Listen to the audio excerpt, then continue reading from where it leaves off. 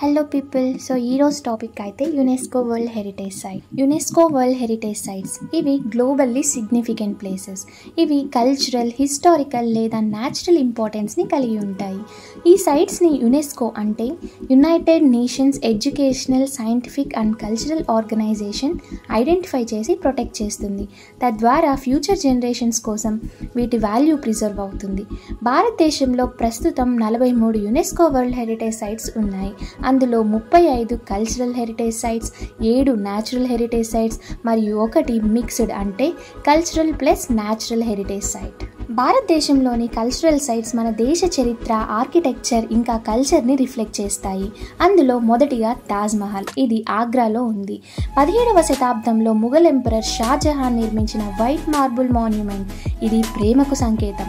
ఇంకొకటి మన తెలంగాణలో ఉండే రామప్ప టెంపుల్. ఇది 13వ శతాబ్దంలో కాకతీయ డైనాసిటీ నిర్మించిన ఆర్కిటెక్చరల్ మార్వెల్. ఇంకా మహారాష్ట్రలో ఉన్న అజంతా ఎల్లోరా కేవ్స్. ఇవి రాక్ అవుట్ బుద్ధిస్ట్ కేవ్స్. 2వ శతాబ్దం నుండి 6వ శతాబ్దం వరకు పెయింటింగ్స్, స్కల్ప్చర్స్ కలిగి ఉంటాయి. అలాగే ఢిల్లీలోని కుతుబ్ మినార్ 12వ శతాబ్దంలో నిర్మితమైన టాలెస్ట్ బ్రిక్ మినార్. ఇది ఇండో ఇస్లామిక్ ఆర్కిటెక్చర్ని షోకేస్ చేస్తుంది. ఇంకా న్యాచురల్ సైట్స్ విషయానికి వస్తే ఈ సైట్స్ ఎక్సెప్షనల్ న్యాచురల్ బ్యూటీ లేదా బయోడైవర్సిటీని కలిగి ఉంటాయి. Example Sundarbans national park. ఇది వెస్ట్ బెంగాల్లో ఉంది. ఇది world's largest mangrove forest, royal Bengal tigers ఉన్న యూనిక్ ఎకోసిస్టమ్గా చెప్తారు. ఇంకా వెస్టర్న్ ఘాట్స్. ఇవి కేరళ, తమిళనాడు వంటి రాష్ట్రాల్లో ఉంటాయి.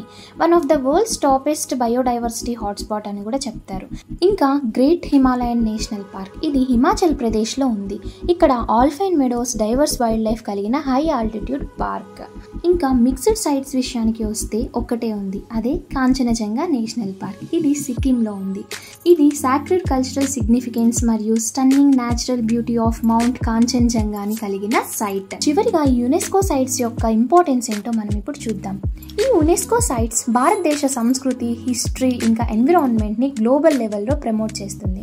వీటిని ప్రొటెక్ట్ చేయడం వల్ల టూరిజం బూస్ట్ అవుతుంది, లోకల్ కమ్యూనిటీస్కి ఎకనామిక్ బెనిఫిట్స్ వస్తాయి మరియు సస్టైనబుల్ కన్జర్వేషన్ కోసం అవేర్నెస్ పెరుగుతుంది.